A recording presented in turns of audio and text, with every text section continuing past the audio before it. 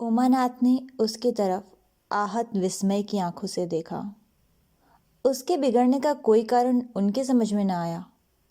रूपकुमारी से उन्होंने हमेशा निरापद सहयोग पाया है, निरापद ही नहीं सहानुभूतिपूर्ण भी।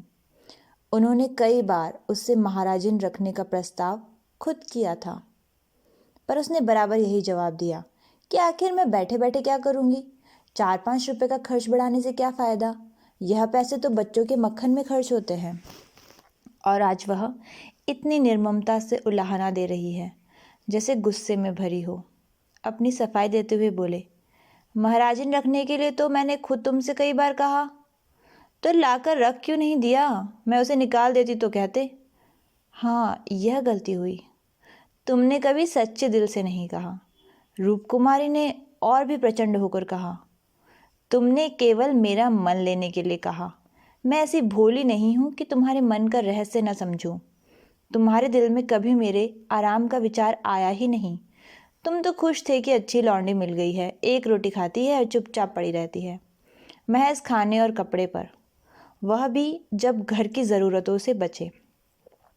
75 रुपया लाकर मेरे हाथ पर रख देते हो और सारी दुनिया का खर्च।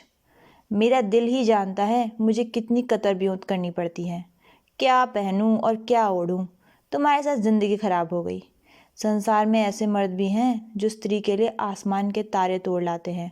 गुरु सेवा ही को देखो, दूर क्यों जाओ, तुमसे कम पड़ा है, उम्र में भी तुमसे कहीं कम है, मगर 500 रुपये महीने का लाता है और राम दुलारी रानी बनी बैठी रहती है।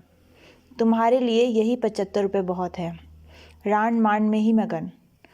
तुम नाहक मर्द हुए, तुम्हें तो औरत होना चाहिए था। औरत के दिल में कैसे कैसे अरमान होते हैं, मगर मैं तो तुम्हारे लिए घर की मुर्गी का बासी साग हूँ। तुम्हें तो कोई तकलीफ होती नहीं। तुम्हें तो कपड़े भी अच्छे चाहिए, खाना भी अच्छा चाहिए, क्योंकि पुरुष हो, बाहर से कमा कर लाते हो। मैं चाहे जैसे रहूं तुम्हारी बला से।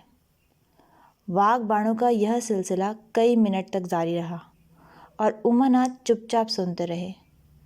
अपनी जान में उन्होंने रूपकुमारी को शिकायत का कभी मौका नहीं दिया। उनका वेतन कम है, यह सत्य है, पर यह उनसे वश की बात नहीं थी। वह दिल लगाकर अपना काम करते हैं, अफसरों को खुश रखने की सदैव चेष्टा करते हैं। इसी साल बड़े बाबू के छोटे सुपुत्र को 6 महीने तक बिला नागा पढ़ाया, इसीलिए तो कि वह प्रसन्न रहें। अब वह और क्या करे। रूपकुमारी की खफी का रहस्य वह समझ गए। अगर गुरु सेवक वास्तव में 500 रुपये लाता है तो बेशक वह भाग्य का बली है, लेकिन दूसरों की ऊंची पेशानी देखकर अपना माथा तो नहीं फोड़ा जाता। किसी संयोग से उसे यह अवसर मिल गया, मगर हर एक को तो ये अवसर नहीं मिलते।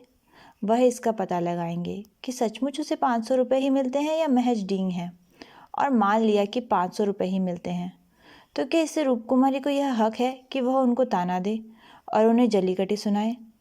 अगर इसी तरह वह भी रूपकुमारी से ज़्यादा रूपवती और सुशील रमणी को देखकर रूपकुमारी को कोसना शुरू करें तो कैसा हो।